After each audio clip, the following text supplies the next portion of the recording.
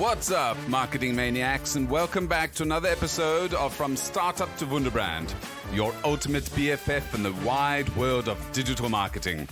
Join me, your host, Nicholas Kuhne, spilling the beans on the juiciest trends and hottest tips to up your marketing game. Well, hello everyone, and welcome to another episode of From Startup to Wunderbrand with your host, Nicholas Kuhne. We've got Dr. D. Anthony Miles with us. Dr. Miles, wonderful to have you on the call today. Thank you, Nicholas, for having me. I've been looking forward to this all week. So we're going to be talking about a fantastic book by Dr. Miles, which is called How to Get Away with Murder in Marketing, Forensic Marketing. This is something a lot of folks are very interested in because there's been this big move towards analytics in marketing. Now that we've got cookies, we've got all sorts of interesting analytics tools and techniques, this whole issue of being able to get down to the nuts and bolts of what is actually working in your marketing is becoming more and more important. So, Dr. Miles, can you perhaps talk us through a little bit of the title of the book and then some of the important chapters that we can discuss? Sure. I was inspired by the show, How to Get Away with Murder, and I really liked the show. And then the impetus to me developing the book is that there are two other fields in business that are very common, and that's forensic economics and forensic accounting. And I was fascinated that there has not been a really comprehensive book on forensic marketing. So when I did my investigation, doing my research, there was actually one book that was done on forensic marketing, but it was more of it stayed on the side of communications. Well, marketing has grown since that book has come out. And my book is more of an extension of the prior book. I look at analytics, I look at branding, I look at competition, I look at management, I look at the brand analytics, also look at distribution. So when I came out with my book, I thought my book was a little bit more comprehensive, and I identified 5 key areas of marketing forensics and marketing. And that's how I came up with the book, to be honest with you. Well, I've actually watched How to Get Away with Murder. So I think it's the same producers who did Grey's Anatomy. So it's a fantastic series and some fantastic actors. Now, you touched on a couple of points there that I like. So there's the brand analytics, and I'm not sure whether you get into any brand valuation sort of ideas in this book, because obviously what businesses are trying to do is always increase their brand value, because that's, the point of marketing brands. So this would be something that folks at Brand Union, all of these other big brand agencies should actually be reading as a primer for folks who are starting in those businesses, right? Absolutely. I do get into that in the branding phase of the book. There are 5 key areas of the book. And I do get into the branding valuation. I talk about value proposition. I talk about the analytics of value proposition. And that was probably one of the more important parts of the book, is to talk about brand evaluation. How does your brand, how do consumers respond to your brand? And when it comes to brand valuation or building your brand, they're actually quite standard steps that you can follow. I think folks who start out in branding think you've just got to create a nice logo, get your proposition right, and then everything works. But with the forensic marketing sort of process that you outline, there's sort of concrete steps that you can take to increase your brand value or to increase the value in your marketing. Isn't that right? That's absolutely correct, Nicholas. One of the things that I also wanted to do when I wrote my book was, there are people who think they know marketing, who think because they can build a nice logo. Marketing has become so complex in the last 20 or 30 years. Marketing isn't one thing. Marketing has become like the field of law. You say you're in marketing, well, what aspect of marketing? Are you marketing research? Are you in brand development? Are you in distribution? So if somebody says they're marketing and they think because they build a nice logo, that does not mean you're in marketing. You're on one aspect of marketing. And you can do all those nice things, but if it's not backed up with data and backed up with analytics, marketing is right side or left side. Right side is the artsy things. So I mean, I'm not diminishing the importance of it, but creative things. On the left side of marketing is your statistics, your analytics, the things that try to balance things out of marketing. So if somebody says that a field of marketing, with marketing, it's a data-driven discipline. And you can't say because you build a nice ad or you build a nice logo that you're good at marketing. That would be just a disservice to yourself and disservice to the people that do business with you. You bring up the point of data analytics again, and I think a lot of marketers, as you pointed out, probably on the left, no, on the right side, which is the creative side, Yes. and expect that big creative, big ideas, making sure that the logo is in the right spot is what's going to build their brand. I've worked a lot in performance analytics and enterprise performance analytics with companies around the world, and there is more and more integration of data coming from social media, website, sales, Yes. production, all of these aspects into these sort of big data lakes. And they're now able to see, okay, if I spend 1 cent, $1 here, I'm going to get X, Y, Z out. And it's almost making traditional marketers obsolete if they don't understand how to use data analytics. How do you think if somebody is going to get into proper marketing now and be successful, what kind of skills does that person need? When I was developing the book, I was also had the idea of developing the certification for that. And anybody I would say that has maybe a somewhat of a business background, one of the things that they would have to have is, some research skills, understand the practice of marketing, understand what marketing is. And if you can start there, you can actually build some skills on forensic marketing. Because in the book, I take the 5 core areas of marketing and I break them down and I make them digestible. That makes sense to you, Nicholas. What I try to do is, I didn't write the book to be above everybody's head. I wrote the book for professionals, professors, people that work in the field, people that work in business, consultants. And if you understand the basics of marketing, the 5 P's of marketing or whatever, you could pretty much pick up anything that you need from the book and it'll make sense to you. And also I put in the aspects of forensic investigation, how to investigate a company that's having trouble with their marketing. Because based on forensic marketing is trying to find the things that are separating them from being successful from their competitors. Why is your market share in a dumper? Why is your your product line is not being competitive in the marketplace? So when I show them the investigation steps and techniques, that would help them understand why people have failed in their product launches and their product marketing. It gives them the basics of forensic investigation. So we use a term at a couple of advertising agencies I worked at of a post-mortem, of campaigns. So we do a post-mortem of a campaign. It's probably not the nicest phrase, but it gives an idea of what needs to be done. Now, I don't think you started out in marketing. And I've often found that some of the best marketers are folks who haven't, like me, studied marketing and advertising. I studied marketing and advertising, but the smartest marketers I've come across have been philosophers, engineers, folks who've had to force themselves to learn marketing from outside of the traditional process, which we've all learned at universities. Maybe give me a little background. I'm going to quickly talk about your bio here. So you're not Sure. just an author, but you're a serial entrepreneur, award-winning Yes. researcher, award-winning professor, statistician, legal expert business expert, best-selling authors, and you are a startup marketing expert. And then obviously we mentioned a bit of forensic marketing expertise here. And you've got your own podcast, which we'll touch on later. So Yes. when did marketing become something that stood out for you in your career? Oh, Nicholas, that's a good question. My dad made me go to college. I don't want to go to college initially. I worked in retail and I talk about earning my stripes. When I worked in retail, I didn't understand certain things. And it wasn't until I started studying, taking marketing classes. And again, you're right.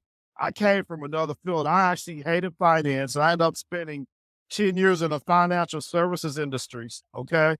I was a loan officer and I had to read credit reports and I had to do all this type of things. And I would have to say that probably strengthened my marketing skills. But when I was in retail, I didn't understand certain things like why do you have a guy dressed up in a Twinkie outfit coming into the grocery store selling Twinkies and walking around the store on Saturday? I thought it was dumb. And then what I didn't realize, that was the promotional aspect of marketing. I'm just going to say you're giving away your age now because probably some of the listeners have never heard of Twinkies, Yeah, well, sorry about that. Twinkies, even though they last forever and they're right? probably some stuck in a cupboard somewhere, which are still edible. We had people that would come in the store and do promotions for products. And I thought it was cool, but I didn't understand why they would do that. And then we were dealing with pricing changes. Like, why one week you would have something on sale and promote it, and then the next week it's not on sale. And I didn't understand the logic of that. And then the marketing also is seasonal. So there's a lot of things that I saw when I was working in retail that I didn't connect the dots as far as why you did that in marketing. And then I did understand the competition part because the grocery store that I worked had a competitor that moved from New York or, yeah, from a big city and tried to compete with them. And they were lowering their prices. That's the first thing they did. They were doing other things like undercutting the other retailers, and some retailers couldn't hang and they went out of business. And then the retailer that came in from New York finally went out of business. I kept saying I didn't connect the dots. And when I went into the financial services industry, then I started understanding the theory of pricing, y'all, shelf space. Why do you put your major brands on the shelf and then you have your generic brands or your no-name brands and their pricing is about 10, 15 cents difference. And then you find out later that they all go to the same manufacturer, but they have trademark patents on their specs of their products that you can't copy. Like people copy Coca-Cola. Well, Coca-Cola has a trademark patent on their formula for their soda, and a lot of people have imitated it, but it doesn't necessarily taste just like Coca-Cola. So you talk about working in retail when I was young, I didn't connect the dots. And as I got it, after I was in the financial services industry, I actually made a full circle and I actually went back to school and picked up an MBA. And I felt like I relearned things that I had forgotten about in marketing. And then I went to school, actually went and picked up my PhD. And I began to connect the dots between the world of marketing, why you have economic factors, why you have political factors, why do you have people that have an increasingly higher market share. And then I also learned about when new entrants come into the market, the paradigm changes. And I was just blessed to have gotten a retail background. Now I can connect the dots. I worked in retail for about 13 years. And again, Nicholas, I probably got the best education working in a retail store because I thought of these things face first and hands on. How do you do in-store promotions, pricing, shelf spacing, distribution, um, promotions of the brand, why certain brands get pushed and other brands don't. And 13 years of experience of doing that gave me way more than my college education did. The college education helped me connect the dots. And that's how I learned my craft. So, as you said, there's no such thing as a bad experience. I'm sure working in Yes. retail wasn't your dream, but as you look back on it now, it was a fantastic education. And there's Yes. nothing better than being on the shop floor and seeing or what people are opening their wallets for. And I worked at markets with my mother and grandmother since I was 8 years old. And Uh-huh. I had this great love of being able to sell to people and, managing to convince them to buy a product as they're walking past or, understanding, oh, this might Oh, work yes. nicely for you. And Yes. now as a marketer and, in leadership and so on, those basic skills of talking to people, understanding what motivates people is something I wouldn't have learned if I hadn't had those very, 4 o'clock in the morning, setting up the stall and knocking down Yep. at 6 o'clock. Experienced it. We have very similar backgrounds. I remember having to be at work at 4 o'clock in the morning. And you know how you have Thanksgiving and Christmas? You have to prepare for that. They have their sales projections. And I've actually had to do some in-store promotions. We had to give out samples and we were pushing a product and talking to people. and meeting people. And you really, really learn. And I love what you said. You really learn interacting with people because you actually hear what people say about a product to your face. They don't. Now, remember, this is before the internet got really big as it has. People told you exactly what they thought about a product. Remember, the code, my marketing professor, Dr. William Mitchell, used to always say this: you can't be all things to all people. Some people are going to like your product, some people are not. So you want to take it like, okay, I want to reach the people that are going to be interested in my product. And you learn how to take rejection when you give people samples. No, I don't want any. No, I don't want to buy the product. And you learn about salesmanship. That's what you don't learn in a book. You don't learn in a marketing class. Good meeting people. People have a fear of interacting with people, and you really learn that in the retail environment. You really learn that on the sales floor. You cannot replicate that kind of experience. I learned what motivates people being on a sales floor. What do people like? Being able to smile, being able to be, try to make people feel comfortable when you approach them.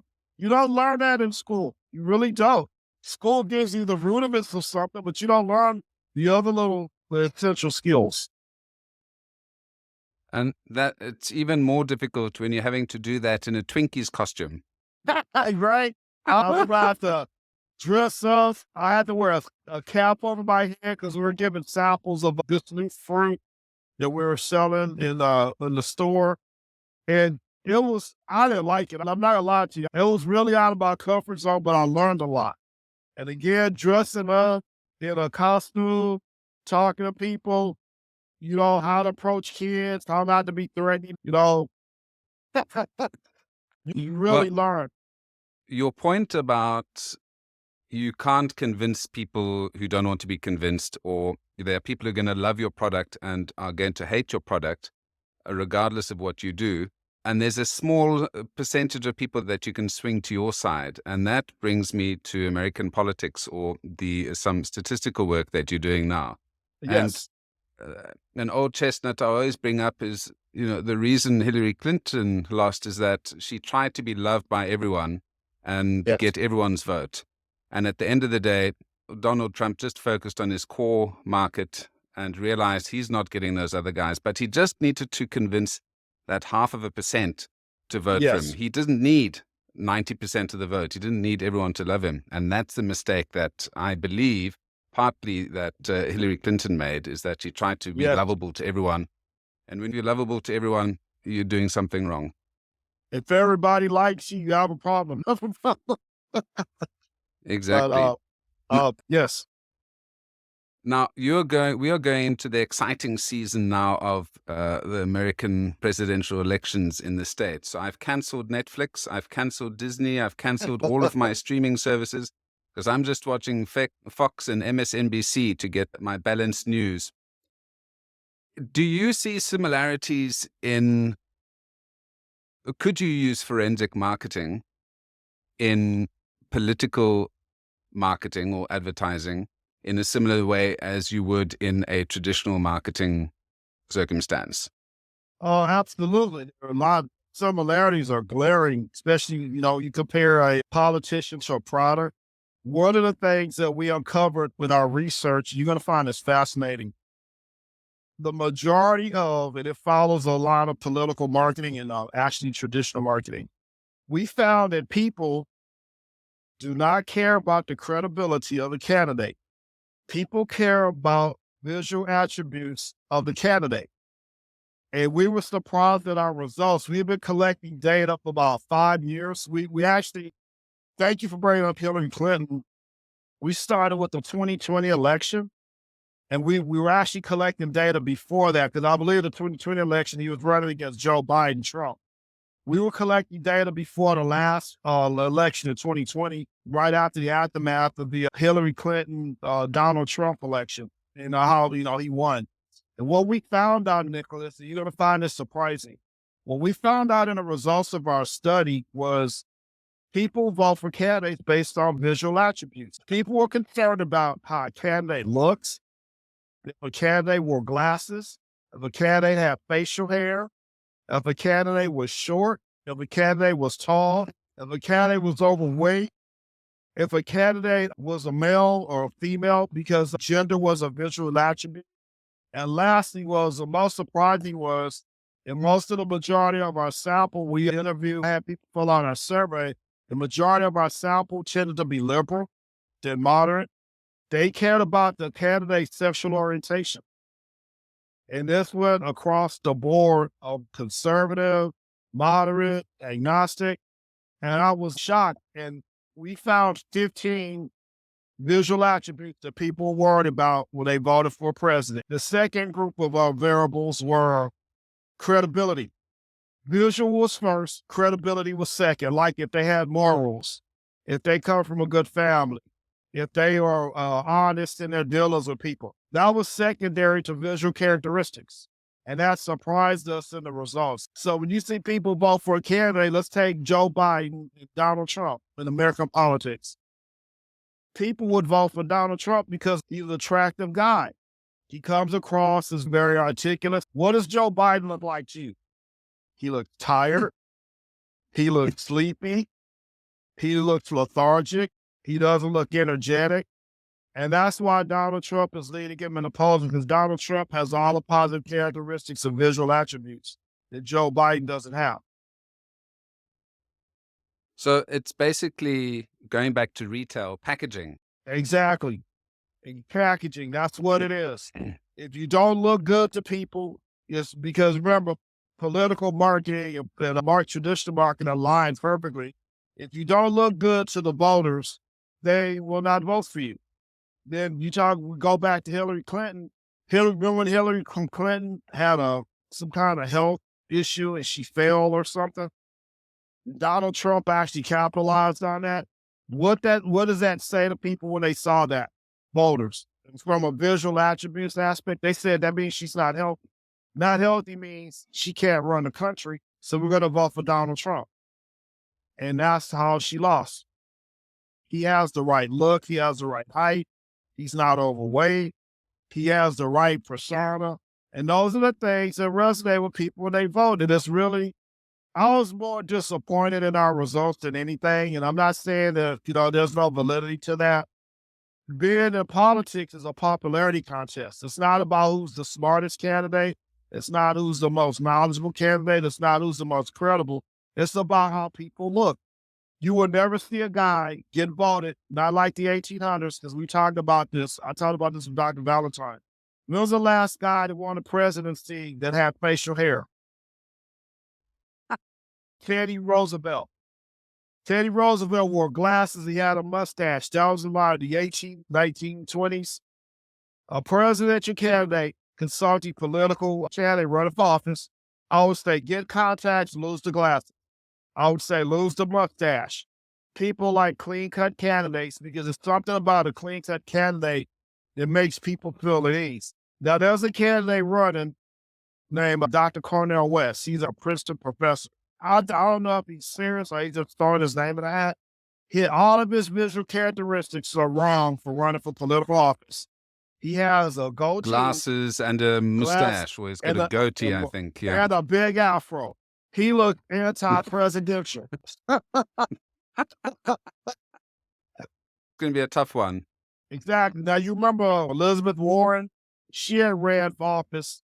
She wore glasses. Okay, she couldn't get past the Democratic primary. Some of the other candidates. Some of them kind of faked because I wasn't saying anything to get elected. But those visual characteristics are more important to people than when we vote for a candidate, we really don't look at the things that we should be looking at.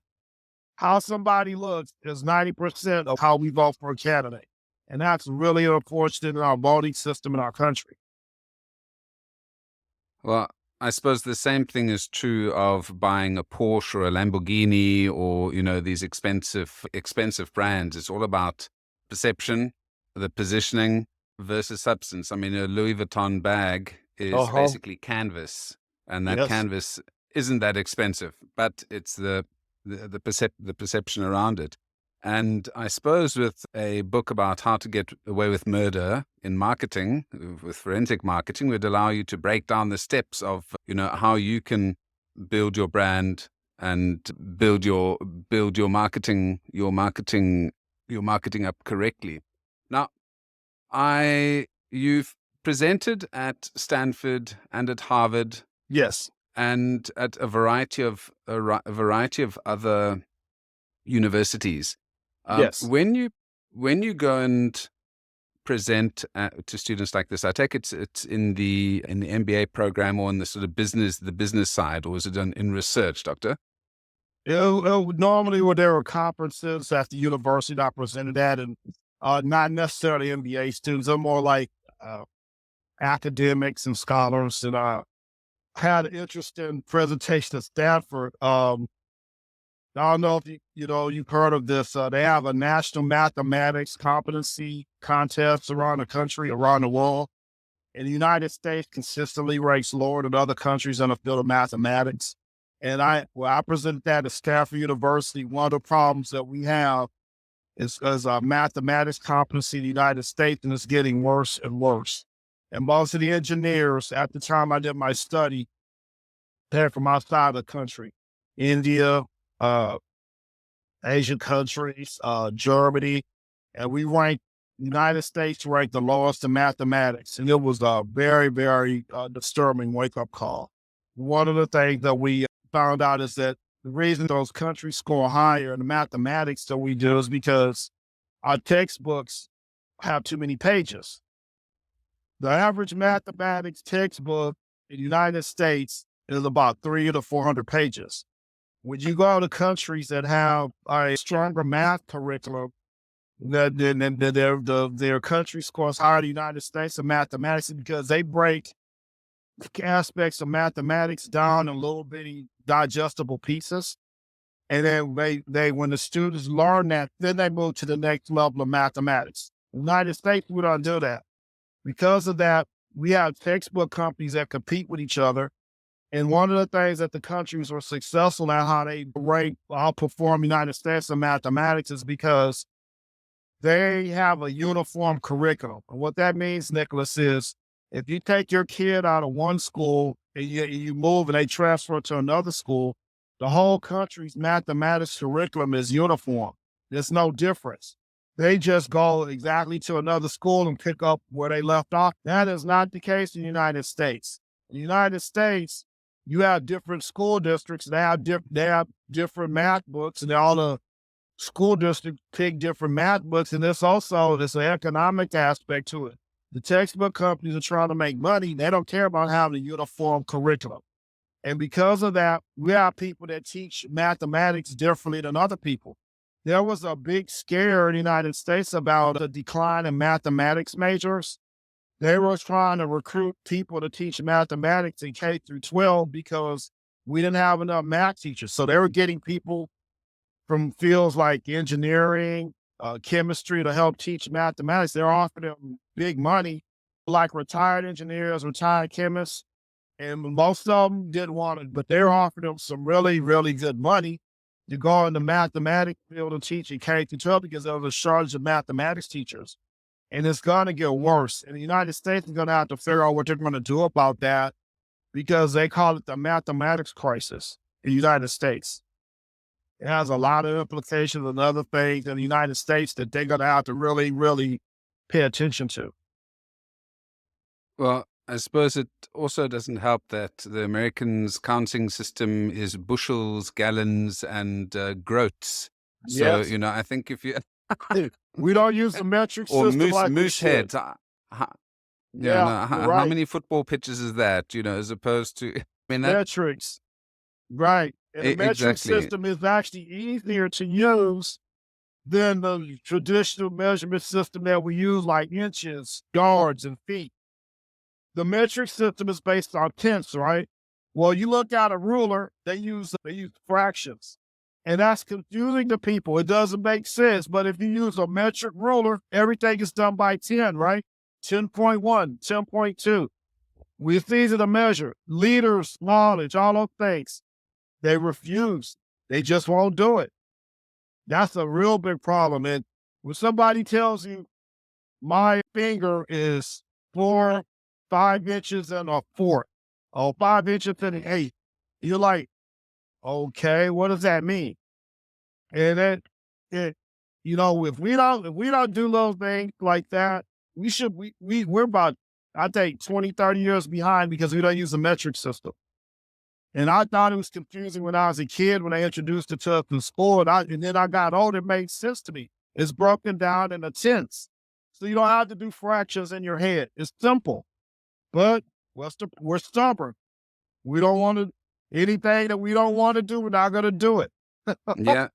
Well, that's and you drive on the wrong side of the road. So, I mean, but these are things that can be fixed. Now, Yes. I asked this before. As a new marketer, so say you've got students who want to learn marketing, and if you want to set them up for success for the next couple of years, because we've got AI coming in, we've got big data, we've got Yeah. all of this great data science stuff.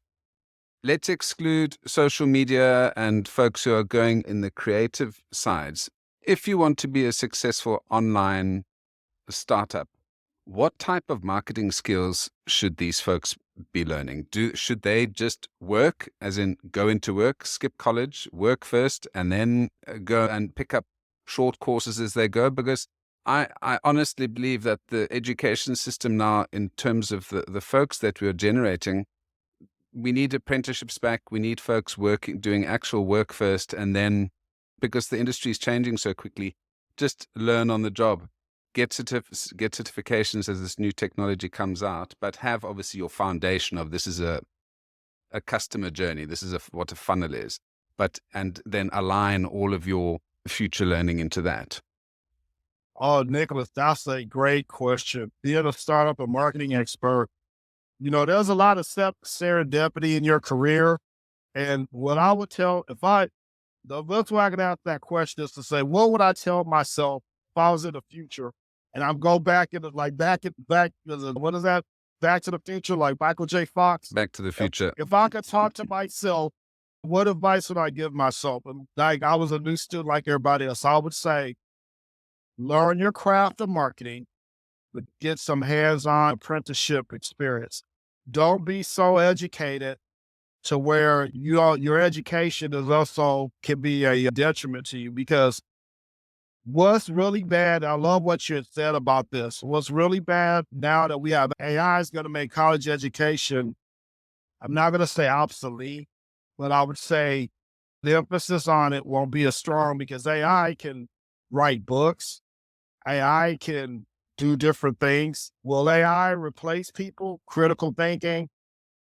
I don't know. I don't think it can do that. I think it's a tool, but if I were to tell myself, I'm from the future, you're going to get interviewed for, I don't want you to worry.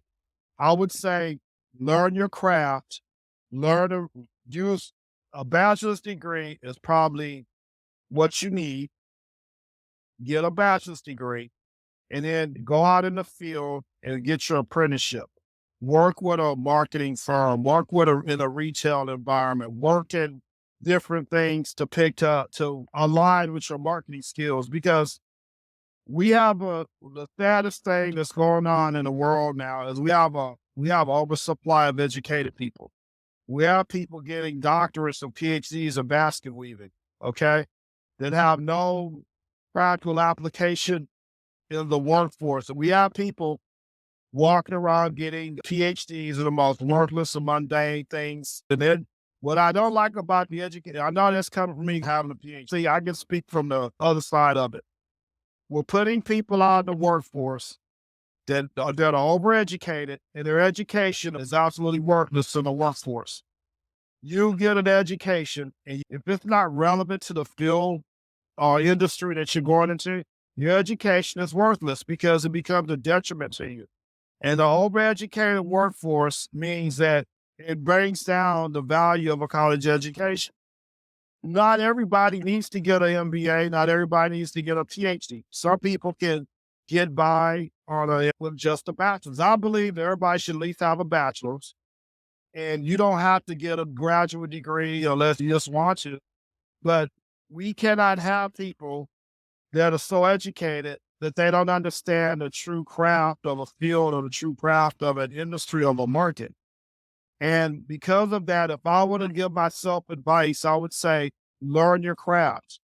Yes, get your education, but learn your craft in your field, because learning your craft in your field is going to help you later. I remember, tell you an interesting story, Nicholas, and this is going to resonate what I just told you.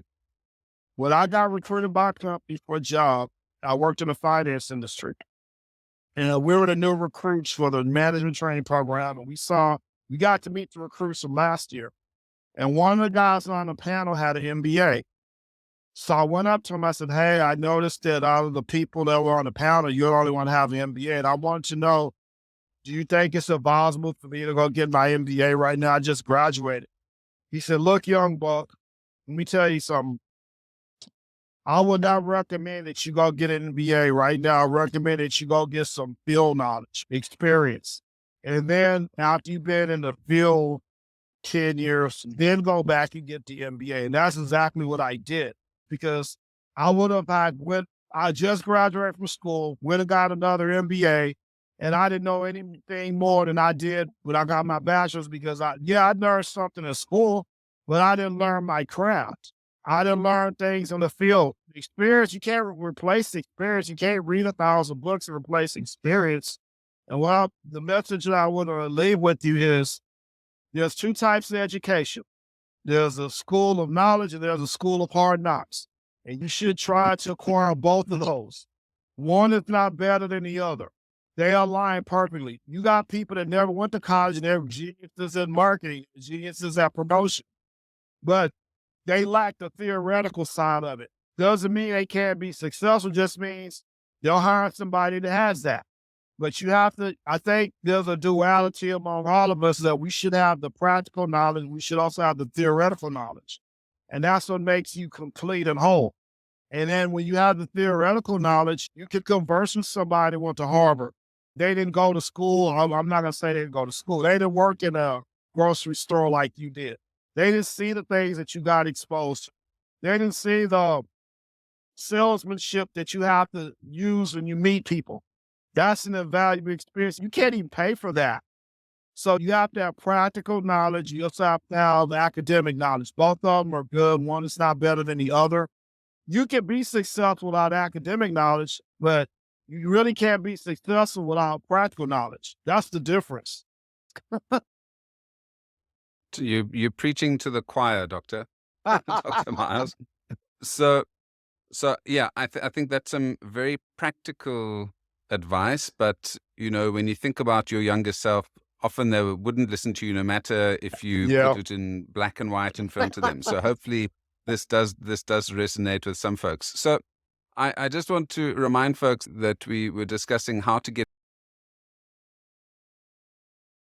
by Dr. D. Anthony Miles. And I'd suggest that all of you who are interested in really improving your marketing skills, go and take a look at that book. Now, talking about that, where could they get this book? The book is available on Amazon and major book retailers. It's also, you may be able to find a book at the airports. And the book is probably my best-selling book. And it really resonated with people. And I really, really, really did not expect the response that I got to the book. The book is 500 pages. I painstakingly go through each section. The book, I give a background on the history of forensic accounting and forensic economics. Then I give a whole chapter on the background of forensic marketing, how forensic marketing takes from both of those predecessors, forensic accounting and forensic economics. And I say how forensic marketing is different. Forensic marketing doesn't investigate fraud, doesn't investigate damage. Forensic marketing investigates the gaps between the performance of success and failure with your marketing campaign or your products or your services. And that's the beauty of my book. It gives a sobering reality of what you need to look at.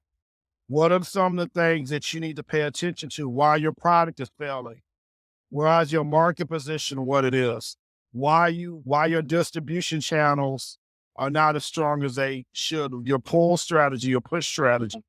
And I took the whole aspect of marketing and put it in 5 categories of what you need to pay attention to when you're doing a forensic investigation.